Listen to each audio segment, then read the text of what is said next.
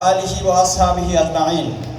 বিশ্ববিদ্যালয় ইসলামী বিশ্ববিদ্যালয় প্রশাসনের উদ্যোগে আয়োজিত আজকের জুলাই বিপ্লব প্রথম বর্ষপূর্তি উদযাপন উপলক্ষে আজকের অনুষ্ঠানে উপস্থিত আছেন সম্মানিত সভাপতি, উপস্থিত হবেন কিছুক্ষণের মধ্যেই সম্মানিত প্রধান অতিথি, উপস্থিত আছেন বিশেষ অতিথিবৃন্দ এবং প্রিয় জুলাই যোদ্ধাবৃন্দ। আসসালামু আলাইকুম ওয়া রাহমাতুল্লাহি ওয়া বারাকাতুহু।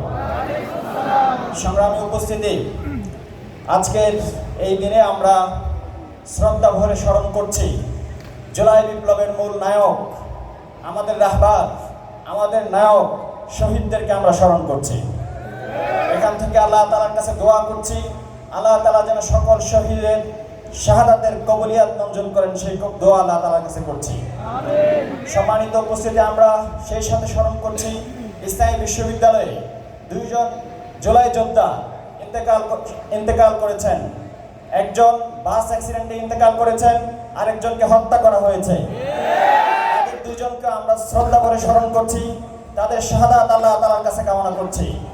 সম্মানিত উপস্থিতি, আজকের এই দিনে আমি বাংলাদেশ ইসলামী ছাত্র শিবিরের সভাপতি হিসেবে এই বিপ্লব সবাইকে স্বাধীনতা এনে দিয়েছে, কিন্তু আমার ভিতরে একটা শূন্যতা কাজ করে। সেই শূন্যতা হচ্ছে আমাদের ওয়ালিউল্লাহ আল মুকাদ্দাস ভাইকে ফেরত না পাওয়ার শূন্যতা। আমরা আজকে এখান থেকে দীপ্ত কণ্ঠে ঘোষণা করতে চাই, বিশ্ববিদ্যালয় প্রশাসন কতটুকু পদক্ষেপ নিয়েছে। তারা যদি মনে করে যে আমরা এখানে সন্তুষ্ট, আমাদের পদক্ষেপ যথেষ্ট ছিল, তাহলে আমাদের কোনো কথা নাই। আর যদি তারা মনে করে যে না, আমাদের পদক্ষেপ যথেষ্ট ছিল না, তাহলে আমার মনে হয় প্রশাসনের জুলাই বিপ্লবের প্রতি শ্রদ্ধা দেখাতে অনেকাংশে ব্যর্থ হয়েছে।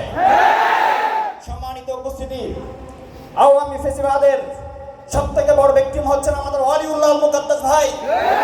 কিন্তু দুঃখজনক বিষয়, এই বিশ্ববিদ্যালয়ে অনেক প্রদান করা হলো, কিন্তু ওয়ালিউল্লাহ আল মুকাদ্দাস ভাইকে স্মরণ করা হলো না। এটা নিছক কাচ্চাইতে আর্জিত হবে না। আপনারা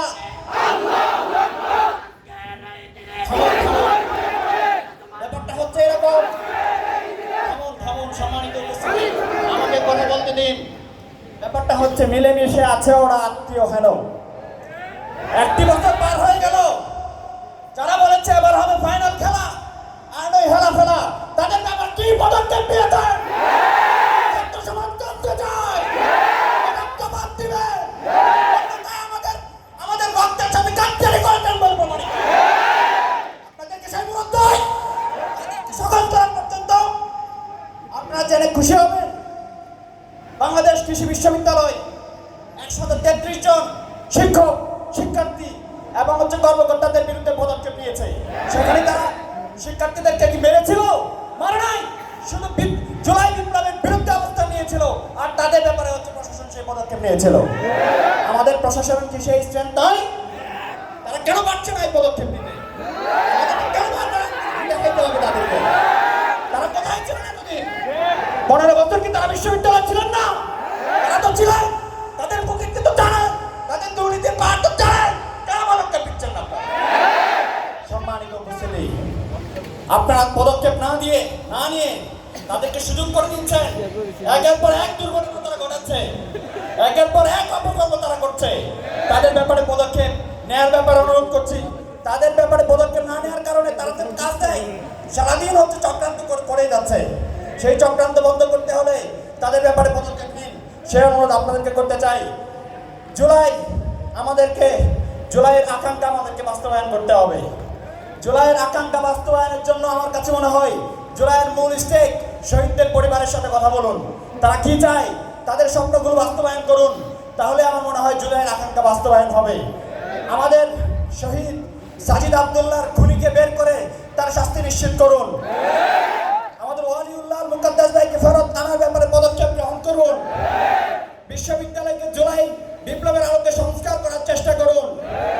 সম্মানিত উপস্থিতি, এই জুলাই এসেছে এমন একটা পরিবর্তনের জন্য, যেখানে সরকার পরিবর্তন হবে না, দেশের চরিত্রের পরিবর্তন হবে। এখানে শুধু নেতার পরিবর্তন হবে না, নেতার দর্শনের পরিবর্তন হবে। এখানে এমন একটা সমাজ ব্যবস্থা প্রতিষ্ঠিত হবে যেখানে নাগরিক জবাবদিহিতা করতে পারবে তার শাসককে। নাগরিক শাসককে ভয় পাবে না, বরং শাসকরা নাগরিককে ভয় পাবে। সেই রকম সমাজ ব্যবস্থা আমাদেরকে প্রতিষ্ঠিত করতে হবে। সম্মানিত উপস্থিতি, জুলাই আমাদেরকে শিখিয়েছে বুক উঁচিয়ে কথা বলার, বুকের ভিতর অনেক জ্বর, বুক পেতেছে গুলিগর। বাংলাদেশের সৌভাগ্য, বাংলাদেশের মানুষ শাহাদাত বরণ করতে শিখেছে। আর যে দেশের মানুষ শাহাদাত বরণ করতে শেখে, সে দেশ কখনো পথ হারাতে পারে না। সম্মানিত উপস্থিতি, এই বাংলাদেশের এই আন্দোলন করেছে বাংলাদেশের প্রত্যেকটি মানুষ। বাংলাদেশের যত মানুষ আছে সবাই আন্দোলন করেছে, সকল রাজনৈতিক সংগঠন, সকল শ্রেণী পেশার মানুষ, আমার ছাত্র সংগঠন, ছাত্রদল, ছাত্র শিবির, ছাত্র ইউনিয়ন সহ যত ছাত্র সংগঠন ছিল সবাই এখানে ভূমিকা পালন করেছে। সবার কথা বলার অধিকার আছে, সবাইকে কথা বলার অধিকার দিতে হবে। এটাই বৈষম্যমুক্ত বাংলাদেশের দৃষ্টান্ত হওয়া দরকার বলে আমরা মনে করছি। সম্মানিত উপস্থিতি, আমার কথা শেষ করছি। সবাইকে ধন্যবাদ জানিয়ে আসসালামু আলাইকুম ওয়া রাহমাতুল্লাহি ওয়া বারাকাতুহু।